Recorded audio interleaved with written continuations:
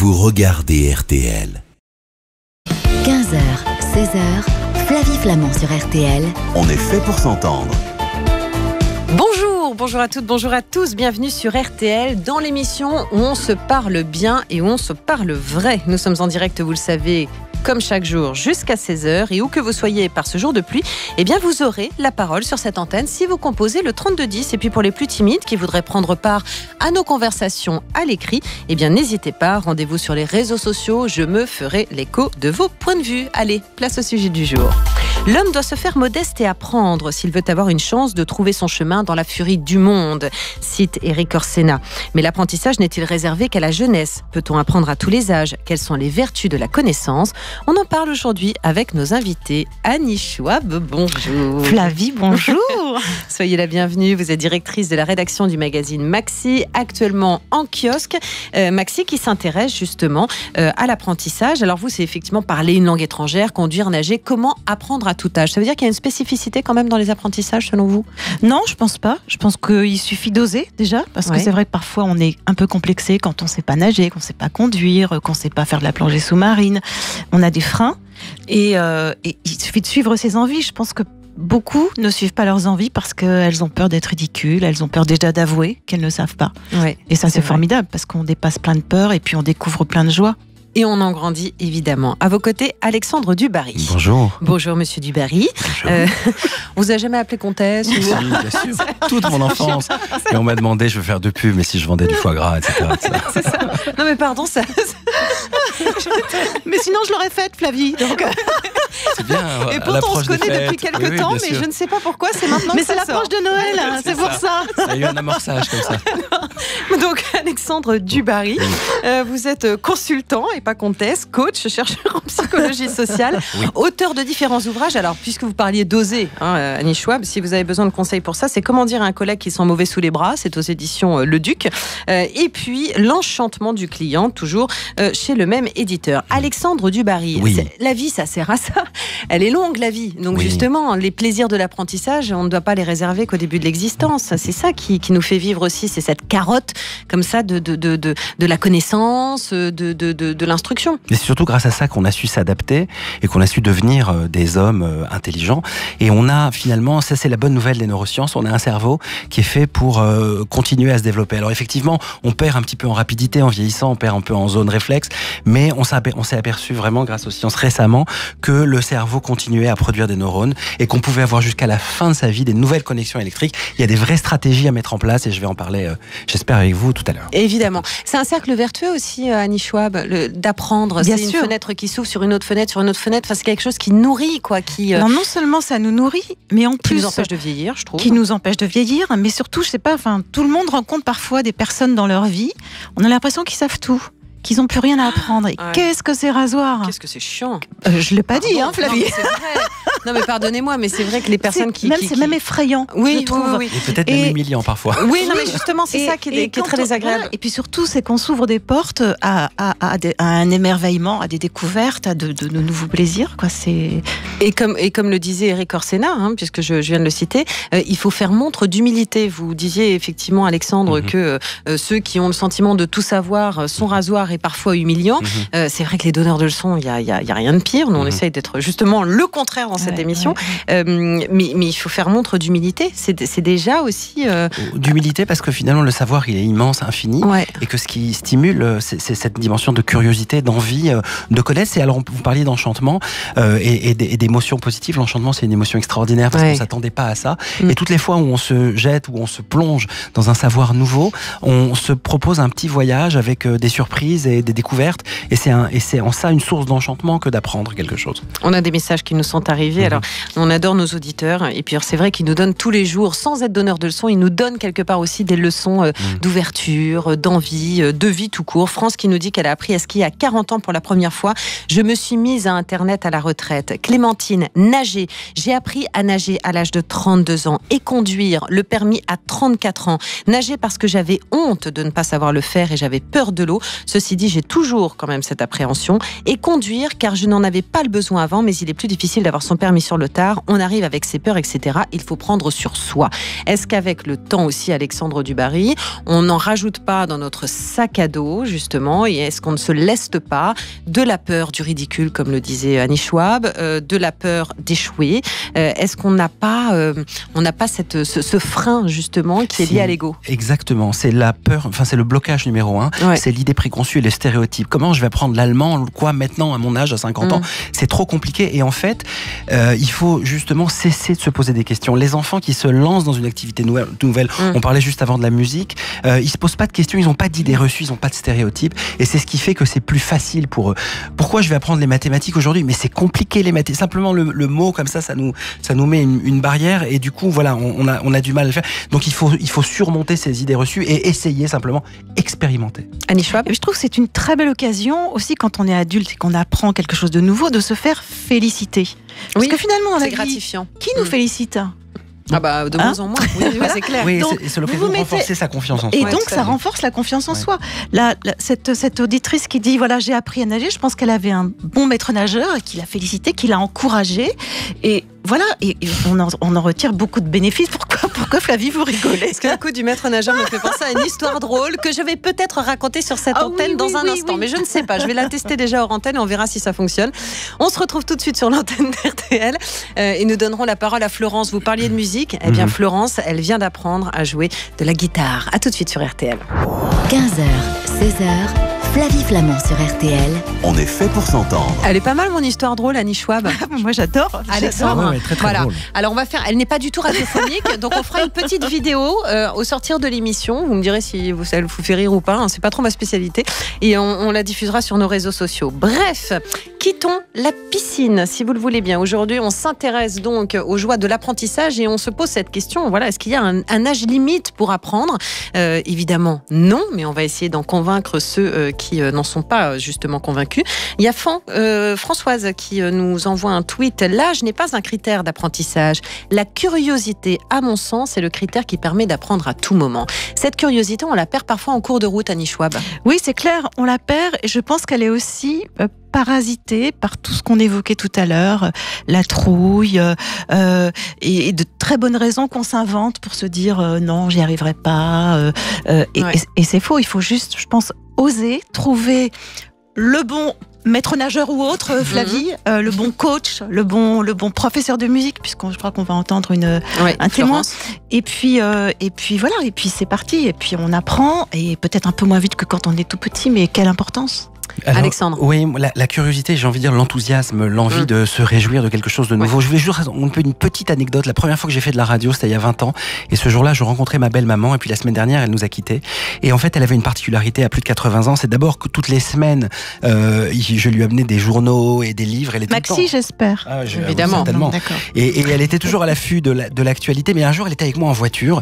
Et c'est pas très correct. Mais en fait, je suis passé à l'orange. Et quand je suis passé à l'orange, elle a fait un yes, on l'a eu, comme ça. Et du coup, j'ai trouvé que cet enthousiasme à plus de 80 ans, de se réjouir d'un petit détail comme ça de la vie, qui fait qu'elle est contente de ce qui lui arrive, c'est aussi le témoin de sa curiosité. Voilà, et c'est quelque chose d'un peu enfantin qu'on peut conserver, évidemment, jusqu'au bout. Et l'enfance, il faut la protéger en nous. Florence est en ligne avec nous. Bonjour Florence. Bonjour Flavie, bonjour tout le monde. Vous avez la guitare qui vous démange, Florence? Excusez-moi, je suis désolée, je ne sais pas ce que j'ai aujourd'hui. Non mais ça vous a démangé longtemps avant de vous y mettre?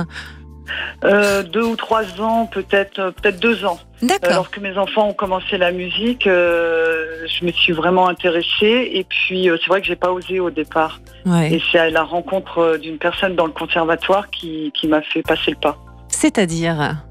Alors j'emmenais un de mes fils au saxophone, et il y avait une dame assise devant la porte, et j'ai vu qu'elle avait une valisette de saxophone, donc je lui ai posé la question.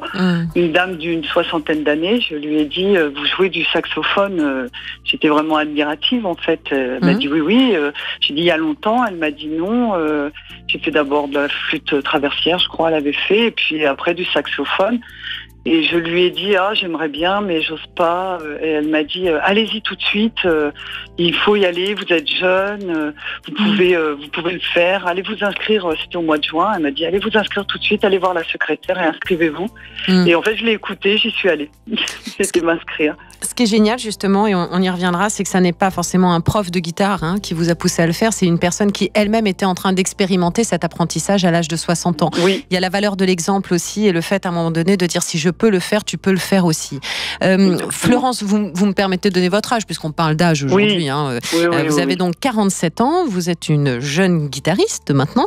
Est-ce que c'est difficile ? J'ai essayé de prendre des cours de piano en même temps que mon fils Enzo il y a environ 7 ans et on n'avait pas du tout la même rapidité d'apprentissage. J'avais le sentiment que c'était plus difficile pour moi. Enfin, c'était pas le sentiment d'ailleurs, c'était un constat. Est-ce que c'est plus difficile ? Oui, c'est plus difficile, je pense. J'ai la même professeure de guitare que mon fils qui a 12 ans. Ouais. Il en fait depuis 3 ans et elle m'a dit que de toute façon, c'était plus compliqué à l'âge adulte, la vitesse des doigts, en fait, par rapport à un enfant. Donc, de toute façon, on serait plus lent qu'un enfant à apprendre, de toute façon. D'accord. Maintenant, j'ai vu mon fils commencer et il jouait très bien au bout de quelques semaines. Moi, ça fait déjà depuis le mois de septembre et je joue pas très bien. C'est vrai. Pardon. Non, mais je me moque pas de vous, mais... Non, mais même moi, je me moque de moi. Elle est très dissipée, Flavie, aujourd'hui. Non, mais parce que c'est super mignon, parce que c'est vrai qu'on n'a pas la même dextérité, en fait, Alexandre Dubarry. C'est ça qui est difficile. Et c'est plus laborieux, c'est ce que nous explique Florence. Moi, je joue pas très bien, même si j'ai commencé au mois de septembre. Mon fils, au bout de quelques semaines, avait déjà le plaisir du jeu. On est bien d'accord, Florence. Vous réfléchissez toujours. Oui. Moi, je réfléchis déjà à reconnaître la note. Ah, c'est ça. Et de savoir quelle corde il faut utiliser, quoi. Pour faire un éclairage par rapport à ce que vous dites, d'abord, le fait de faire de la musique, du piano, de la guitare, etc., je crois que c'est l'une des activités parallèles, culturelles, d'apprentissage qui est la plus vertueuse, parce que ce que vous avez appris, ça va vous servir demain si vous apprenez une autre langue, parce que vous travaillez votre oreille. Et puis, on a des encodages qui sont différents. Il y a des gens qui sont plus visuels, plus auditifs. Oui. Vous aurez remarqué, moi, un jour, j'étais dans une chambre de clinique où j'assistais à la naissance de mon fils et tout à coup il y a un monsieur qui est venu avec des lunettes noires entre 2 infirmières qui me dit bonjour, c'est bien la chambre de Madame Dubarry, je suis le nouveau kinésithérapeute et je dis mais il est kiné, il est aveugle, enfin j'étais très perturbé. Il me dit oui, c'est le meilleur kiné de la clinique, il est extraordinaire. Et effectivement, peut-être que si on vous avait bandé les yeux, ou peut-être que si vous êtes très très porté sur la conscience de votre oreille et que vous concentrez sur l'oreille, vous amplifiez votre capacité à apprendre en vous mettant sur le canal auditif. On va se retrouver dans un instant. Vous restez avec nous, Florence ? Oui. On va poursuivre cette conversation avec vous dans un instant avec Annie Schwab et avec donc Alexandre Dubarry. À tout de suite en direct sur RTL. Flavie Flamand. On est fait pour s'entendre. RTL. J'ai toujours aimé la musique, nous écrit Evelyne. À 48 ans, je me suis lancée solfège et clarinette. Ça demande du travail car on n'a plus la même mémoire ni la même souplesse des doigts que les enfants. Mais avec des ados sympas comme voisins de classe, c'est chouette. Je fais partie d'une harmonie et de 2 ensemble, c'est le bonheur. On parle aujourd'hui des joies de l'apprentissage. Est-ce qu'il y a un âge en réalité pour apprendre et pourquoi on devrait se limiter, se priver justement du plaisir de découvrir des sensations nouvelles et gratifiantes aussi. On en parle aujourd'hui avec nos invités que sont Annie Schwab, qui est directrice de la rédaction de Maxi, et puis Alexandre Dubarry, qui est consultant, coach et chercheur en psychologie sociale. Et puis nous sommes avec Florence. Florence qui joue de la guitare donc depuis le mois de septembre. Florence, aujourd'hui vous nous expliquez que vous cogitez quand vous jouez. C'est-à-dire que vous n'avez pas du tout la même façon d'aborder l'instrument que vos enfants, qui sont dans quoi ? Dans une sorte... Ils font plus corps avec l'instrument ? Pour eux, oui, de ce que j'ai vu dès qu'ils ont commencé, c'est que c'est plus évident pour eux. On a l'impression en tout cas pour celui qui apprend la guitare. Celui qui apprend le saxophone, c'est un petit peu plus compliqué, mais la guitare, j'ai eu l'impression vraiment qu'il jouait facilement dès le départ. Et la lecture de notes, il est en 4e année de solfège aussi. En même temps, moi, je suis en première année. Mais il se rappelle bien des notes. Moi, d'un cours à l'autre, je ne me rappelle pas, en fait. Je ne me rappelle pas. Je suis obligée de reprendre mes notes, re-regarder. Alexandre Dubarry, est-ce que notre intellect, notre façon de cogiter est un frein finalement à l'apprentissage. Oui, il faudrait presque dire, ça me fait penser à ce que vous êtes en train de dire, c'est qu'il faudrait presque désapprendre pour mieux apprendre. C'est-à-dire retirer des filtres que vous vous êtes mis face à l'apprentissage, parce que quand vous avez dit j'ai pas osé au départ, je cogite, etc., c'est des fils qu'il faut faire sauter et il faut réussir à vous retrouver dans une posture d'enfant face à une matière que vous ne connaissez pas et essayer d'être la plus fraîche, la plus étonnée, la plus neuve possible face à cette discipline. Oui, mais Alexandre, c'est pas fastoche de faire ça. Moi, je pense qu'il faut juste se dire c'est pas grave. C'est pas très grave finalement si on cogite un peu, si on se trompe, si on fait des faux accords, du moment qu'on se fait aussi un peu plaisir et de plus en plus. Voilà, je pense qu'il y a quand même une joie à faire ne serait-ce qu'un accord, non ? Ouais. Qu'est-ce que vous en pensez, Florence ? Le plaisir que vous en tirez. Je réussis des choses quand même. Quand je réussis, je suis hyper fière, hyper contente. C'est ça. Bah oui. Voilà. Et puis quand je réussis pas, de toute façon, je recommence et je recommence encore. Et après, ça devient automatique. Et vous savez, c'est pas moi qui le dis. Il y a un monsieur qui a travaillé sur le flow, le bonheur. Quand on arrive à conquérir comme ça, par cet apprentissage, par ce travail régulier, on crée des connexions qui sont de plus en plus faciles. Et vous savez, les grands musiciens, tous les jours, ils répètent et ils travaillent pour maîtriser leur instrument. Et c'est le vrai bonheur, la vraie satisfaction, elle vient de cet effort aussi, un petit peu de cette transpiration que vous mettez devant votre instrument. Et c'est ce qui fait que vous êtes fier de vous. Annie Schwab. Mais oui, moi je pense que tout le monde devrait s'interroger en se disant qu'est-ce que j'ai envie d'apprendre aujourd'hui. C'est une question qu'on se pose jamais dans la vie. Parce que si on se la pose, on a une réponse, et si on a une réponse, on le fait. Et on reviendra sur nos terrains de prédilection, parce qu'effectivement, on est manuel, on est auditif. Enfin bon, il y a plein de... L'idée, c'est de se connaître, évidemment, Alexandre Dubarry. Florence, c'est gratifiant pour vous. Vous nous le disiez il y a un instant. Je suis fière de moi. Ça a changé le regard que vous posez sur vous, sur votre parcours de vie, sur ce que vous êtes. Oui, sur mon parcours de vie, oui, en effet, parce que j'ai pas appris la musique petite. J'ai fait beaucoup de sport. J'en fais encore, mais j'ai pas fait beaucoup d'études et le fait d'apprendre le solfège aujourd'hui, d'apprendre à jouer de la guitare, ça me valorise en fait. Je me dis je suis capable. Enfin voilà, ça me donne confiance. C'est vrai, j'ai entendu tout à l'heure parler de se donner confiance. Oui, c'est ça que ça fait en fait. Et ce qui est marrant, Florence, c'est un bon retour. Les enfants m'écoutent, me regardent jouer. Je vois bien la fierté dans leurs yeux. Ah, c'est génial. Voilà, c'est vrai que c'est un bon retour pour moi. Oui, en plus c'est un partage. C'est marrant parce que vous n'avez pas voulu le dire à votre mari tout de suite quand vous vous y êtes mise. Non. Non, quand je me suis mise, je lui ai dit non. En cachette. En fait, en juin. Non. C'est pour lui faire un concert privé plus tard. En juin, quand je me suis inscrite, je lui ai pas dit, mais je lui ai dit dans l'été. En fait, je sais pas pourquoi. Peut-être j'avais peur qu'il se moque ou je sais pas. Mais c'est génial parce qu'il vous encourage maintenant. Oui, j'ai joué devant lui. Enfin, je me suis entraînée devant lui. Il m'a dit qu'il était étonné, que pour lui, ça a avancé. C'est peut-être moi qui me mets aussi la pression forcément. De réussite, en fait. Vous avez un défi, là, Noël approche. Vous savez que c'est dans quoi dans 3 très grosses semaines. Oui, c'est ça. Alors, racontez-nous, parce que c'est ça aussi qui est génial, c'est que c'est un apprentissage commun avec les enfants. Alors mes enfants sont musiciens. Enfin, 2 de mes enfants sont musiciens. Et du coup, mon fils qui joue de la guitare, forcément, je suis plus proche de lui par l'instrument. Vendredi, il voulait pas travailler, c'était à lui de travailler. Et en fait, il voulait pas, donc j'ai pris la guitare, j'ai commencé à jouer. Et du coup, il s'est intéressé, il m'a dit, non, là, tu t'es trompé de note. Enfin, il me corrige un peu. Et puis, du coup, il a dit, attends, je vais te montrer ce que je fais. Et il a travaillé. Du coup, il s'est mis à travailler et on a partagé à chaque fois. On a la même guitare. Donc, mais vous préparez un morceau pour Noël ? Non, pas vraiment, mais c'est ce que ma mère a demandé en fait. Elle a demandé qu'on joue quelque chose à Noël. Okay. J'avoue que je suis pas capable pour l'instant de jouer. Bien que là j'ai des petits morceaux de Vive le vent, je crois, à prendre pour mercredi. C'est trop mignon. Mais c'est génial. Peut-être que je pourrais faire Vive le vent, ouais. Eh ben écoutez, on vous le souhaite en tout cas. C'était Florence et son orchestre. On vous remercie Florence d'être intervenue sur l'antenne. Vous embrasserez Romain, Yacine, Camille et Selma. Et Selma, ouais. Je vous embrasse et à très bientôt sur l'antenne d'RTL. Merci, salut Florence. À bientôt, au revoir. Flavie Flamand sur RTL. On est fait pour s'entendre. Voilà, et si comme Florence vous intervenez sur cette antenne aujourd'hui en composant le 3210, eh bien sachez que le réseau de parfumerie et Institut Beauty Success et RTL vont vous offrir un généreux panier beauté d'une valeur de plus de 100 €. Non seulement on est content de témoigner sur l'antenne d'RTL, Annie Schwab, mais en plus on repart, on est canon. Voilà, la vie est belle avec nous, donc sur l'antenne d'RTL. Alors, on a évidemment des auditeurs qui nous laissent des messages au fur et à mesure. On était dans l'univers de l'apprentissage de la musique avec Florence il y a un instant. Chantal qui nous explique qu'elle a appris le piano à 57 ans. C'est une activité qui me rend tellement heureuse que pour rien au monde, j'arrêterai, même si parfois c'est un petit peu difficile, mais je m'accroche et mes enfants sont fiers de moi. Toujours cette idée aussi de la gratification. Et puis Evelyne, j'ai commencé à prendre des cours de guitare électrique à l'âge de 46 ans. Génial. Quel bien-être, quel bonheur, quelle évasion. Non, mais c'est énorme, c'est génial. Avec les dents, c'est quand même plus Avec dur. les dents, comme dit Hendrix.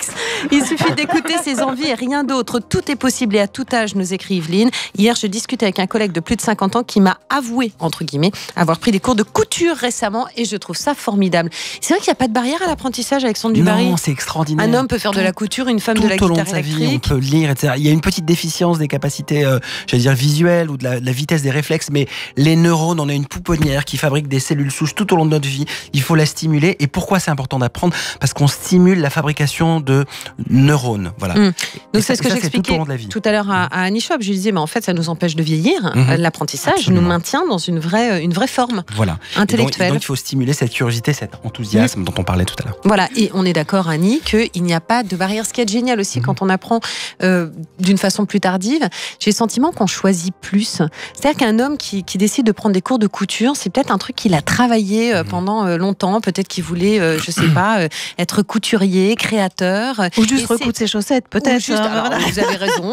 Ou juste recoudre ses chaussettes. Mais ce que je veux dire par là, c'est que c'est aussi l'occasion à un moment donné dans la vie, à un moment de l'existence, de se poser sur nos réelles envies. Oui, bien quand sûr. on est enfant, Et de prendre du temps pour soi. Ouais. C'est-à-dire que vraiment, c'est juste du temps qu'on s'accorde pour soi, pas pour les autres. Et je rebondis juste là-dessus parce qu'effectivement, il y a de plus en plus Alexandre de personnes âgées, qui vont à l'université s'inscrire à l'âge de la retraite. Et on se rend compte, pour la plupart, lorsqu'on leur demande pourquoi, parce que c'est les études que j'avais envie de faire quand j'étais plus jeune. J'en ai toujours rêvé. Exactement. Voilà. Et ils ont de très bons résultats, d'ailleurs. Oui, c'est ça. Mais de toute façon, dans notre vie quotidienne, je pense qu'il faut avoir une curiosité, je dirais, permanente, parce qu'on apprend de tout et tout le temps. Il faut juste avoir l'esprit ouvert, que ça soit dans son travail ou en rencontrant d'autres personnes. On peut apprendre à tout moment avec un chauffeur de taxi qui va vous expliquer quelque chose. Voilà, c'est resté... C'est un état d'esprit. Je voudrais parler des chauffeurs de taxi 15 secondes, s'il vous plaît. Je vous en prie. Pardon, il y a une étude... je suis désolée. Alors, il y a une étude extrêmement fondatrice sur le fonctionnement du cerveau. On les embrasse parce qu'ils nous écoutent. Ouais, c'est extra. Alors, l'examen de chauffeur de taxi le plus dur au monde, c'est à Londres.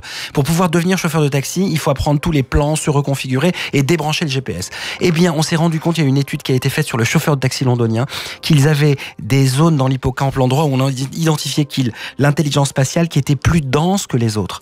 Et donc, ça a permis de voir que quand on stimule cette zone, on la développe. Et c'est grâce au chauffeur de taxi londonien qu'on a pu identifier qu'on pouvait multiplier ces neurones et développer, densifier ces zones à l'intérieur de notre cerveau. Annie Schwab. Oula, je suis impressionnée, Alexandre, mais je rebondis sur Alexandre. Merci. Parce qu'aujourd'hui, en fait, on parle de chauffeur de taxi, on est dans notre vie obligé de changer parfois de travail et donc de réapprendre un nouveau travail. Voilà, on a aujourd'hui des chauffeurs qui sont des taxis et qui n'ont pas fait ça toute leur vie ou pas, mais qui ont été par exemple chefs d'entreprise et qui se sont reconvertis. La reconversion implique un apprentissage, un réapprentissage. Donc voilà, je trouve que c'est aussi important d'être ouvert à tout type. Et on a cette plasticité, on parle là, on ne sait pas, mais de plasticité neuronale. Bien sûr. On se réadapte en permanence en fonction des nécessités, du digital, des métiers, voilà. On a un message de Linda. J'ai passé mon permis de conduire à 42 ans. Je l'ai eu au bout de la 3e fois. Maintenant, je conduis. Je suis enfin autonome. Alexandre, qui a passé son permis, lui, à l'âge de 32 ans. Fabrice, à l'âge de 31 ans. Dans un instant, on va revenir sur cet apprentissage assez singulier aussi du permis de conduire parce qu'il y a l'apprentissage plaisir, il y a l'apprentissage culture et puis il est aussi l'apprentissage d'un examen social. Voilà, son permis de conduire, c'est un truc aussi qui est important dans la vie. Sa carte d'électeur, on a 18 ans, on passe son permis, mais on peut le faire aussi à 30 ou à 40 ans. Et si on devait repasser notre permis à Annie Schwab, il y a des moments, je me demande si je l'aurais, moi. Voilà. Moi, je l'aurais. Vous, je sais pas, Flavie. Évidemment. Allez, à tout de suite sur RTL. Jusqu'à 16h, Flavie Flamand sur RTL. On est fait pour s'entendre. Bravo Marie-France, vous forcez mon admiration. Je suis retraitée, nous écrit-elle, j'ai 66 ans et écoutez bien Annie Schwab, j'ai attendu l'âge de 60 ans pour apprendre à nager. Il faut dire que j'en avais envie depuis très longtemps, mais prise par le travail, par les enfants, je n'ai jamais trouvé le temps. Il a fallu que je me force pour passer la porte de la piscine, mais aujourd'hui je suis ravie de nager, faire de l'aquabike 2 fois par semaine. Je trouve que ça m'apaise. Merci pour votre émission. Marie-France, merci pour votre message et chapeau à vous. Dans un instant, on va donner la parole à Michel. Elle a 74 ans, mais auparavant, faisons un petit détour par la case permis de conduire, l'apprentissage du permis de conduire. Sans blague, s'il y a bien un examen qui n'est pas facile à passer, voire à repasser, quand on se dit, voilà, si je devais repasser mon permis, est-ce que je l'aurais ? Moi, je m'interroge et je ne suis pas persuadée.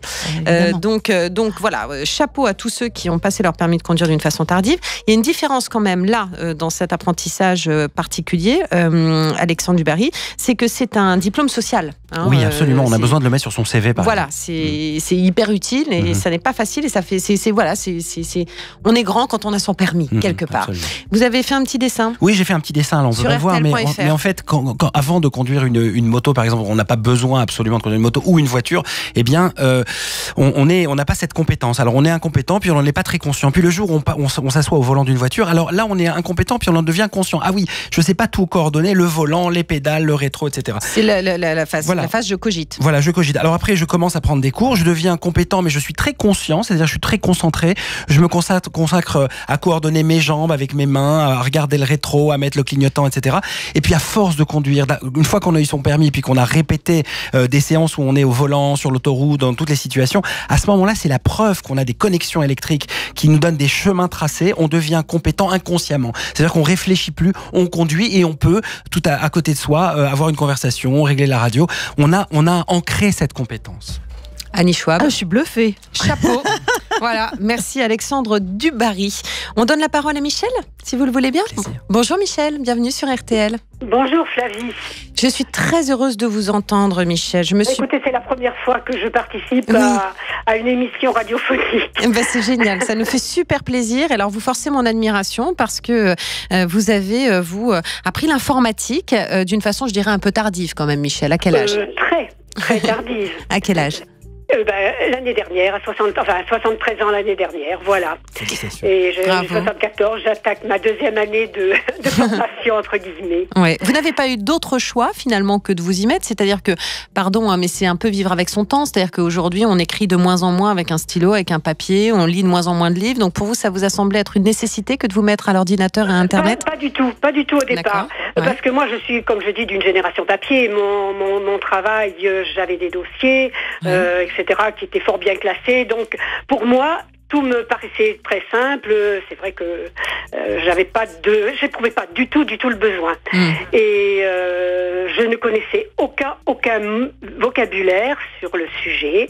Et puis vraiment, je freinais, comme on dit, vraiment des cas de fer pour quand on parlait informatique. Je disais de toute façon, j'y comprendrai rien. C'est difficile, ça ne m'intéresse pas.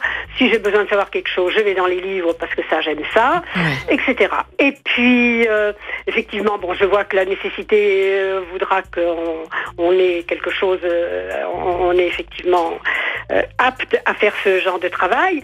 Et puis je me suis dit, pourquoi pas ? Je peux au moins essayer. Ça vous a fait peur, Michel ? Oui. Au début, ça m'a quand même un petit peu fait peur, parce que... Mais bon, j'y allais quand même décontractée dans le sens où je me disais, si ça ne m'intéresse pas, j'abandonne. Ouais. Et puis, il a fallu effectivement que je m'achète un ordinateur pour pouvoir travailler à la maison, parce que là, je suis des cours. Ouais. Et voilà, eh bien, je m'y suis accrochée, aussi bizarre que ça puisse paraître, et j'en suis moi-même fort étonnée du plaisir que j'ai quand je fais des exercices, pour l'instant, voilà, que je recherche, et j'ose, comme je disais, en plus tâtonner. Ouais. Ça ne me fait pas peur, comme pour l'instant je n'ai pas de dossier important sur l'ordinateur, je me dis que si je perds quelque chose c'est pas grave. Donc j'essaye, je passe du temps un petit peu dessus, et ma foi le professeur pas étonné parce qu'il m'a dit que j'avais les capacités pour l'apprendre, mais il est très très satisfait des progrès que j'ai pu faire en une année, quoi. Est-ce que ça vous stimule, Michel, aussi, intellectuellement qu'est-ce que ça vous apporte ? Alors, qu'est-ce que ça m'apporte déjà ? Bon, une certaine confiance dans les capacités à apprendre quelque chose de plus. Ben oui. Hein, parce que c'est vrai qu'à nos âges, etc., c'est moins facile. Et puis, du plaisir à faire quelque chose de nouveau. Et puis, et voilà. La réussite, quand je réussis, effectivement, on a pas mal d'exercices à faire, qui sont quand même pas très, très, très simples. Je tâtonne, je galère quelquefois, ça c'est sûr. Mais quand j'ai fini, qu'est-ce que je suis contente. Eh bien, c'est super. Merci beaucoup pour votre éclairage, Michel. Je disais, c'est vrai que ma famille n'était pas au courant du tout. J'ai été 3 mois, enfin, je les ai prévenus à Noël l'année dernière. Bravo. Par mail. Pas du tout. Ils étaient avec moi en famille. J'avais réalisé quelque chose et ils se demandaient, ils trouvaient ça, c'était beau. Et j'avais signé maman, mamie. Ah, mais alors, comme je disais, heureusement qu'ils étaient assis parce que je crois qu'ils seraient tombés par terre.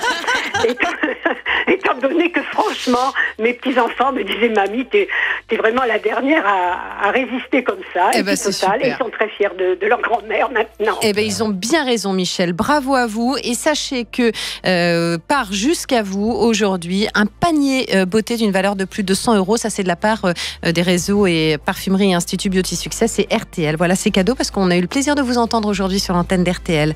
Oh, je remercie beaucoup. Et je vous embrasse. RTL, pour ce cadeau. Eh bien, je vous embrasse. Et puis, alors, allez sur notre page Facebook puisque vous êtes connectés. À très bientôt, Michel. Merci, au revoir. Au revoir. RTL, On est fait pour s'entendre. Flavie Flamand. Ah là là, vous êtes super. Mireille qui nous écrit: l'âge c'est dans la tête, il n'y a pas d'âge pour faire les choses. J'ai 48 ans et je souhaite apprendre l'anglais pour moi, pour mon travail, etc., etc. La langue étrangère, alors ça c'est encore autre chose. On le retrouve d'ailleurs dans votre dossier, Annie Schwab. Oui, absolument. Et c'est vrai que la langue étrangère, bon déjà c'est des choses qu'on peut faire quand on travaille et qu'on a la chance d'avoir des formations, des formations continues ou pas. C'est des choses qui sont autorisées dans le cadre du travail. C'est hyper important. Ouais. Et ça permet aussi notre lectrice, elle a pu parler avec sa fille qui était partie en Australie, qu'elle n'arrivait pas à joindre, elle n'arrivait pas à s'exprimer auprès de ses copains, donc elle était complètement bloquée. Ça crée du lien aussi. Ça crée du lien. Bien sûr. Ça étend l'horizon. Oui, et puis c'est génial parce que je trouve que ça étend l'horizon de notre pensée aussi. Le fait d'apprendre des langues étrangères, c'est de s'intéresser à la différence aussi. Et c'est une façon de voyager et de partir à l'étranger. Alors, dans la réalité, en apprenant la langue ou en voyageant, c'est formidable de se déstabiliser en allant à l'étranger. Une étude très intéressante qui a été faite avec l'espagnol. On a demandé à des groupes de jeunes d'apprendre une centaine de mots sur 3 semaines. Hola, ¿qué tal? Corazón. Et puis à des personnes de plus de 65 ans. Et on s'est aperçu juste après les tests qu'il n'y avait aucune déperdition.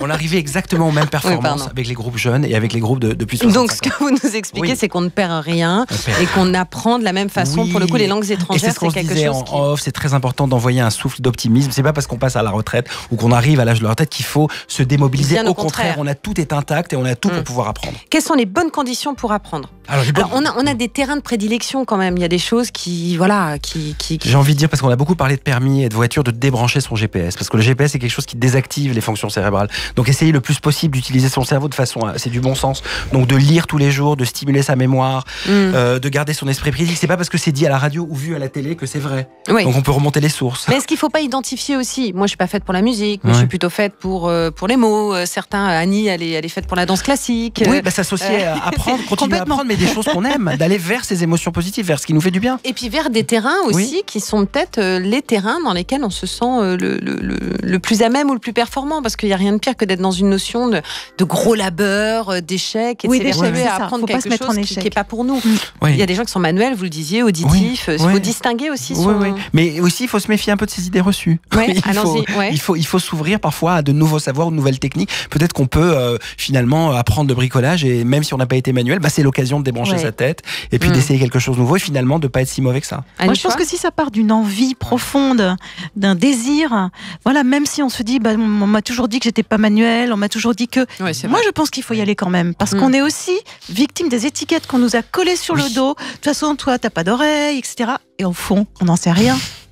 Peut-être me remettre au piano alors. Mais bien sûr, Flavie. Et moi, la flûte traversière. Évidemment. Il faut dormir la nuit. Oui, se alors reposer. quelles sont les bonnes conditions? C'est effectivement une bonne hygiène de vie. Une bonne hygiène de vie. Idiot, oui, et puis alors avoir une activité physique, paradoxalement. Le fait de marcher, il y a une étude récente qui a montré que 3 fois par semaine, 45 minutes de marche rapide, de marche active, ça développait également les facultés intellectuelles. Donc ça stimulait l'activité intellectuelle. Ça, c'est très très important. Voilà, du sommeil, une bonne alimentation, une bonne hygiène de vie, mais ça, on cesse de vous le dire. On parle beaucoup des perturbateurs endocriniens, on parle beaucoup de manger, je ne vais pas faire de pub pour des marques, mais de manger des crudités, des choses pleines d'antioxydants. Voilà. Vous parliez des perturbateurs endocriniens. On a fait une émission à ce sujet-là que vous pouvez retrouver donc sur les replays d'RTL.fr. On va féliciter quelqu'un qui s'appelle Solenessa, qui nous écrit: j'ai 43 ans, j'ai appris tout au long de ma vie. J'ai repris mes études universitaires avec un Master 2 en 2004, puis un diplôme d'ingénieur en 2011. Je me suis mise au piano il y a 1 an et aujourd'hui, j'apprends à tweeter. Ceci est mon premier tweet. Alors vraiment, bravo. C'est génial. Super. Il va falloir que je m'y mette aussi parce que j'ai jamais fait ça dans toute ma vie. Des messages qui m'arrivent directement. Tiens, on parlait des langues étrangères. Oui. Laetitia qui a appris l'anglais à 27 ans, la flûte traversière à 30 et j'ai fait une reconversion professionnelle à 40. Enfant, je me croyais nulle. Aujourd'hui, je fais tout ce qui me semble impossible de faire. Se dire seulement qu'on est capable. C'est ça aussi. Aborder les choses en se disant que c'est à notre portée. Et puis le temps de maturité du cerveau est plus tard que ce qu'on l'imagine. C'est-à-dire que les gens en deuxième partie de vie à 40 ans font vraiment le métier qu'ils avaient envie de faire profondément. Et donc à 20 ans, choisir un métier pour toute sa vie, c'est trop tôt. Annie Schwab, on peut se la péter en se disant aussi que tout est à notre portée. Mais oui, en tout cas, on peut essayer. Et puis voilà, c'est plein de bénéfices. C'est de la liberté, c'est de la fierté, c'est de la reconnaissance. C'est un puits sans fond de plaisir et de bénéfices. Donc, yalla, on y va. Allez, on se retrouve tout de suite sur l'antenne d'RTL. Flavie Flamand sur RTL. On est fait pour s'entendre. Et bien voilà, on a encore passé un bon moment. C'est Florent qui tweet: dans un monde qui s'agite, une bulle de bienveillance, de sourire, de rire, d'échange et de savoir entre 15h et 16h. Bah oui, c'est en effet pour s'entendre et c'est grâce à vous. Merci d'être dans cette bulle qu'on vous ouvre chaque jour et qu'est-ce qu'on y est bien avec vous. merci Annie Schwab, c'était bien encore. C'était top. Super. Merci voilà. Flavie. Je rappelle le magazine Maxi, actuellement en kiosque. Merci et à bientôt Annie. Monsieur Alexandre Dubarry, voilà, je ne vanterai pas vos foie gras, mais je vante vos ouvrages. Comment dire, un collègue qui sent mauvais sous les bras, voilà, ça n'a rien à voir avec la choucroute. Et l'enchantement du client, tout ça c'est aux éditions Le Duc. Merci beaucoup Alexandre Dubarry. Merci. Demain sur RTL, on va aborder un sujet sérieux, mais évidemment on l'abordera toujours côté solution. Mais on s'intéressera au burn-out des enfants. Nos petits, ne sont pas épargnés des maux des grands. Stress, anxiété, pression, ras-le-bol des enfants et parfois ils craquent littéralement. Donc le burn-out des enfants, ce sera demain à 15h avec vous en direct sur RTL. Si vous avez le sentiment que vous avez un enfant qui craque, est en souffrance, vous composez le 3210, vous vous rendez sur les réseaux sociaux, vous pourrez intervenir sur cette antenne et parler avec les spécialistes qui seront dans ce studio. Tout de suite, voici Laurent Ruquier et les grosses têtes. Moi, je vous embrasse et je vous dis à demain.